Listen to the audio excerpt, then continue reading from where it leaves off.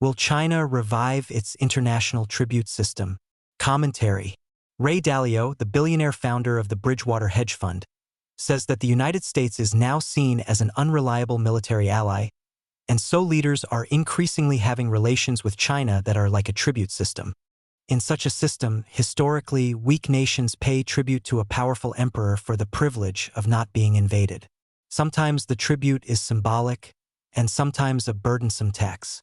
Dalio agreed with the statement presented to him by Bloomberg that China has a substantial say in the making of the next world order.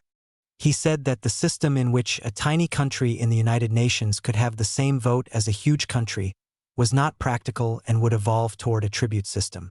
He predicted the acceleration of the use of the renminbi as a world currency.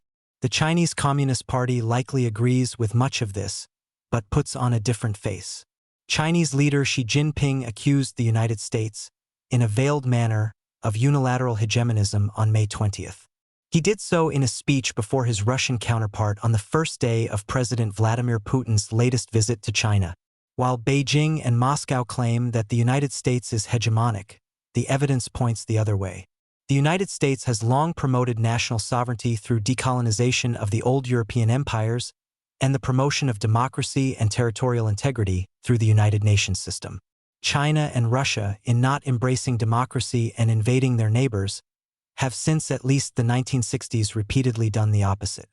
Contemporary Sino-Russian relations provide evidence of a tribute system centered on Beijing in that Russia is now the junior partner.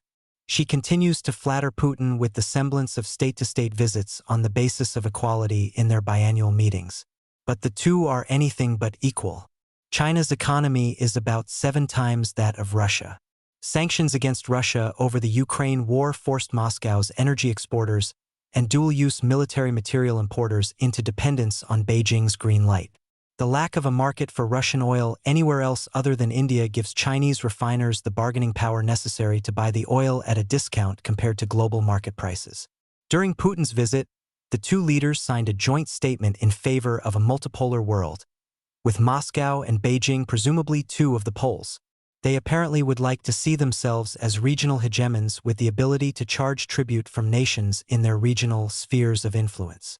They do not want to take the back seat to Washington as one among many nation-states in a US-led international system that promotes democracy and human rights.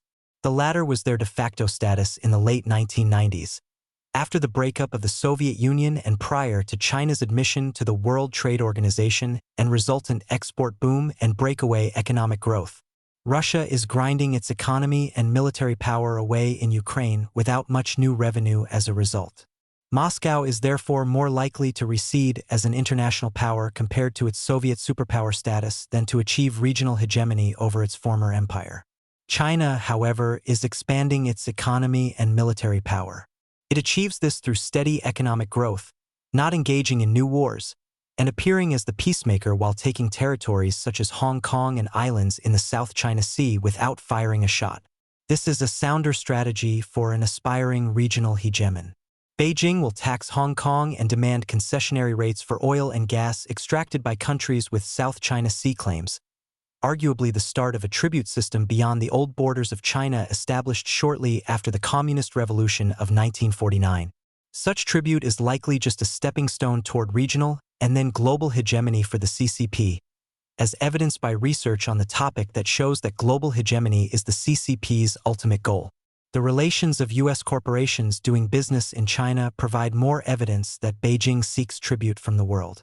On the latest visit by President Donald Trump to China, he said that the American CEOs who accompanied him were there to pay respect to Xi and China. White House Trade and Manufacturing Advisor Peter Navarro said that the regime sees some of the U.S. CEOs as useful idiots. The CEOs increase their company's short-term profits in China, which pads their salaries with large bonuses at the cost of transferring technology to Chinese companies that, in the long term, outcompete the U.S. industry. This forced technology transfer could be considered a form of tribute that counters the long-term interests of company shareholders, that arguably violates the CEO's fiduciary duty to shareholders. Despite the CCP's immense influence over Russia, regional countries, and global CEOs, The regime's short-term goal of achieving a regional tribute system will be hard with the United States and our allies standing in the way.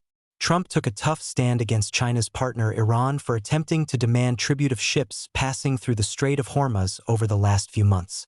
And Trump has broken the mold in containing China, including by imposing tough tariffs on the country, the no-deal summit with Xi this month, and recent plans to speak with Taiwan's president, Lai Ching-te. This would be the first phone call between sitting presidents of the two countries since 1979, when the United States broke off diplomatic relations with Taipei. Trump should use the call to support a democratic ally and demand that it pay at least 5% of its GDP for defense. Whenever China sends its warships or Coast Guard near the waters of U.S. allies, the latter typically shadow them with their own such vessels. Taiwan will need more if it is to hold the line against Beijing. China's economic strength makes it difficult to push around through economic levers, as Dalio noted in his interview.